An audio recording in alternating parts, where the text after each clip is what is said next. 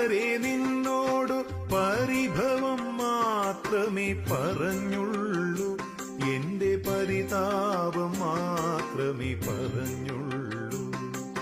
ഗുരുവായൂരപ്പ, ഇതുവരെ നിന്നോടു പരിഭവം മാത്രമേ പറഞ്ഞുള്ളൂ, എന്റെ പരിതാപം മാത്രമേ പറഞ്ഞുള്ളൂ. അവിടുത്തെ കാരുണ്യം ഓർക്കുമ്പോൾ ഇതരുതായിരുന്നെന്നോ തോന്നുന്നു.